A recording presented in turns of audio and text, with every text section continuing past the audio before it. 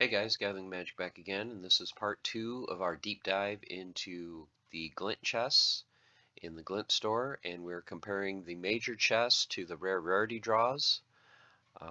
So we're going to look again to see which option, if either one, is worth it, which one is better, and what your average result should be. So the rarity draws in the glint store, the first batch you can do 100 draws for 500 glint each. The major chests, you can only get 50 of the chests, and those also cost you 500 glint each. So let's just compare your results from 50 of the following. And once again, it's a really nice example since they're the exact same cost. So if you were to purchase 50 rare draws, there's a 2% chance of a gold foil. So it makes the math really easy. On average, 49 of your 50 pulls should just be regular foils, and then you should get one gold foil rare. Your burn value, if you were going to burn the cards, for each rare that you burn, you'd get 100 glint. So if you decided, hey, I don't care about the regular foil cards, I just want to go for the gold foils, you could burn those and get 4,900 glint back. So you could try again. The downside would be your cost for doing so for the rarity. Oh no, it wouldn't go up if you only did 50. So you could burn the 4,900 glint and get 9 more chests to try to see if you could get a gold foil. So you could do that. Your one gold foil card would give you 2,500 glint burn value.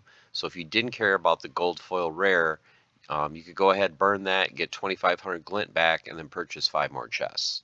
So you actually could end up with 54 rare cards on average instead of 50 if you do get lucky and get that gold foil. The upside of these chests, it's really the only way you're going to get guaranteed rare cards, and half of them should be summoners. So I know most people, myself, Bronze Dragon, a lot of other people are still trying to level their summoners. This is really the only way to do it, where you're going to get, those guaranteed rares, and then, like I said, 50-50 chance at each pull as a summoner. Even if you don't get a summoner, there's a great selection of rares in this set. So you really can't go wrong with most of the cards that you do pull. They're all useful in certain situations. And of course, your downside is you're only going to get rares. You don't even have a small percentage chance of getting anything else. Jackpot prizes, merits, legendaries, none of that. So, yep, you will get guaranteed rares. I guess another downside would be you're only getting one of each. There's no chance of getting multiple pulls. So, if you're going to build up your deck and you're looking for summoners, this is definitely the way to do it. If you're not, interested, if you don't really care about your small percentage chance of getting a jackpot prize and you're like, hey, just want to focus on the rare cards, definitely go this route, obviously. Now for your 50 major chests, your cost would be 25,000 glint. So on average, 33% chance of getting a card in each chest, 76% chance of a common. Across the board, you get a 20% chance of rare, 3% epic, 1% legendary, and then less than a 1% chance of getting a gold foil. So odds are pretty low for gold foils, but they can happen. The nice thing about the major chests is this is the first chest where you can get multiples. The minor chests, you can only get one card. With this, if you do pull a common, on average, you're going to get probably about 4 commons. You're going to get 2 to 6 regular cards, 1 to 3 gold. For the rares, you'll get 1 to 5 rare cards, regular foil, or 1 to 3 gold. Epics, 1 or 2 regular foil, 1 to 2 gold. And I thought this was interesting for the legendary. You're only going to get a single copy of a regular foil, but you have a chance of getting 1 or 2 in the gold foil version. So you can't get 2 regular foil, but you could get 2 gold foil legendaries. So I thought that was interesting. 31% chance of potions, and instead of getting 1 potion per chest, you're going to get 3 to 7. Merits drop from the minor chest that was 30%, now it's down to 26%.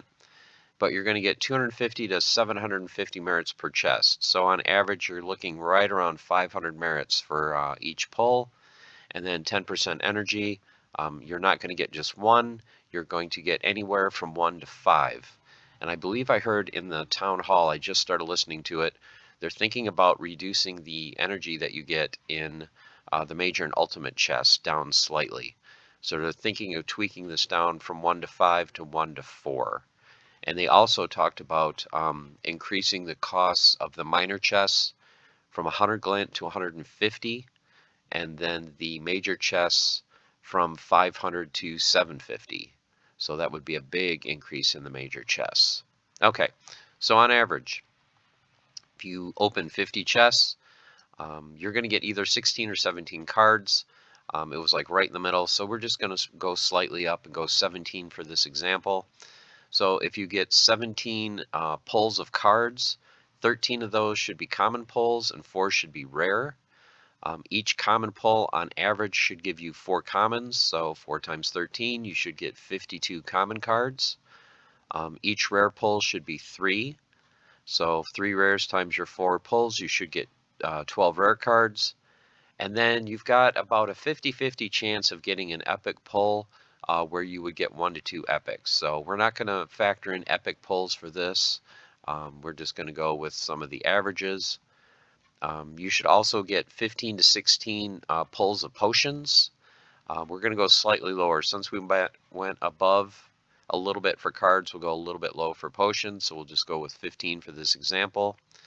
So 15 potions, they should be somewhat split down the middle between alchemy and legendary. So I just said, okay, let's say you get 7 alchemy and you get 8 legendary. So that would give you a total of 75 potions there. Your merits, like I mentioned earlier, the range is 250 to 750. So you're looking right around 500 on average. So if you have 13 chests that contain merits, you should expect about 6,500 merits. And then your energy, you're not going to get just a single energy. You should average about 3. So in your 5 energy pulls, you should get around 15 energy. Okay, so if we add this all up, so you should end up with your 52 common cards. That would cost you 5,200 glint if you were to purchase these directly from the store. Your 12 rare cards would cost you an additional 6,000 glint. Your 40 legendary potions would cost you 3,200. Your 60 or 35 alchemy potions would cost you 3,500 glint. And then if you get 6,500 merits, you would have to buy the first, second, and third batch, and then just a few in the 4th batch. So that would cost you, if you bought these all in the same season, 11,525 glint.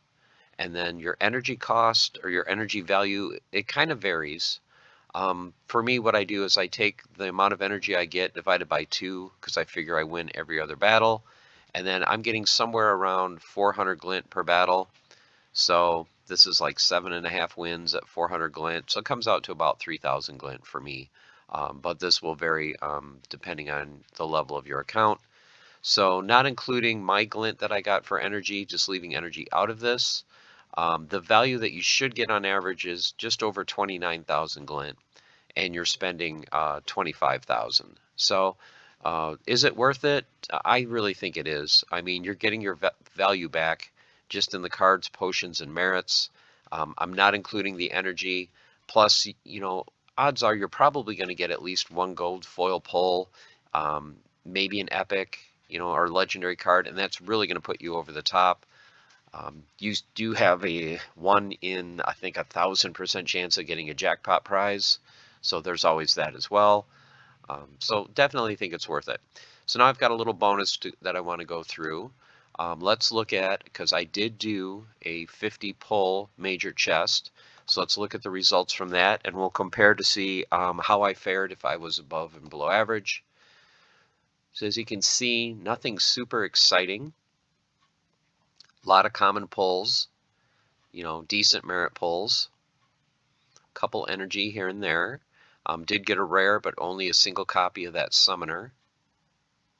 Some more commons, and then we finished up with 3 summoner cards. So I'll go through the numbers here. As you can see, I was a little bit low on the cards, so we should have got 16 or 17 batches of cards.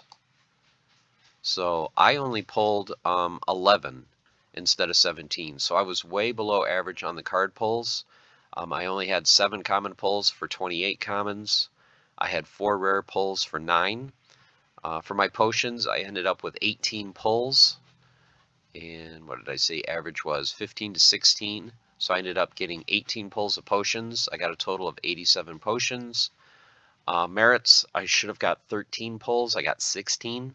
So very nice. I got almost 8,000 merits. So just shy of getting 4 Gladius cases.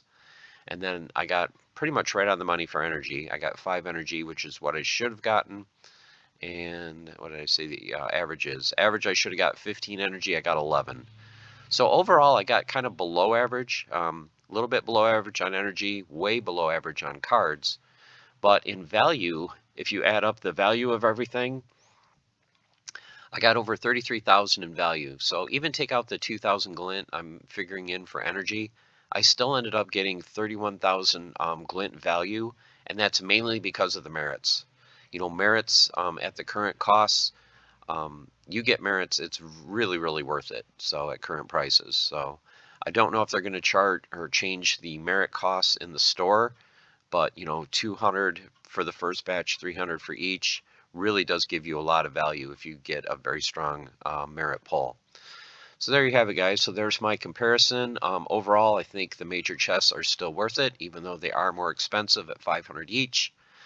If they do go up to 750 each, then it gets kind of close. But like I said, with your chances of getting some gold foils thrown in, you know, an epic here or there, maybe get lucky and get a legendary or jackpot prize, definitely think at least the first batch is worth it. So hope you guys enjoyed this video.